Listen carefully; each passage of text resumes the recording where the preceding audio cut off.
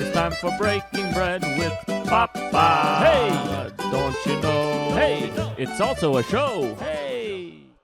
Like the book is part history, Mm-hmm. literally. I mean, as you know, like part of it is not my story. It's just the history of that subculture. Mm-hmm. And what and I love history, and I almost became a history professor at a certain point in my life. Yeah. And like, what I've started to realize about history is like post-mortem, like there isn't reality. There's no truth. And one of the great, like there just isn't truth. There's just a Rashomon perspective on like what it is that occurred. If you ask my mother today, is the therapy the reason I got sober and became a well-adjusted adult? She will say for sure. 100%. If you ask me, I can't answer the question. For a long time, the answer was no. Right. For a long time, I would be, when I was like an AA speaker, because after a while I stayed sober for a long time.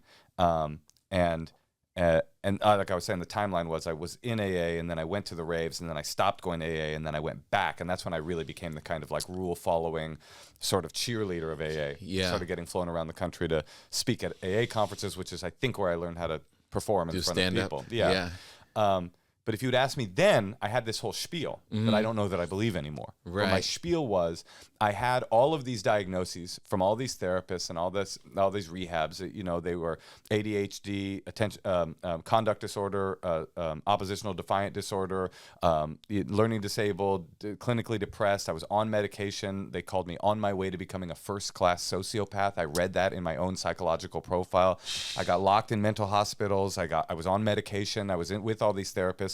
And then none of them solved my problem. Right. And then I came to AA and I worked the 12 steps, and all of those problems went away. And so what I had was none of those things. What I had was undiagnosed alcoholism, because when I applied the 12 steps of AA, all of those psychological problems went away. That was my fire and brimstone message. Yeah. I don't know that I believe that anymore. Uh-huh. It's all too, those lines are too clean. Yeah, right. So I don't know the answer. Did all of that inundation of therapy make it so that I had this, like, I've often described this realization that I needed to get help as a kind of like beam of light from the universe. Why would a 15-year-old think like, because this was the realization, Tom, was like all of these, I hated adults because they're all telling me what to do. And then I had this like moment of realization.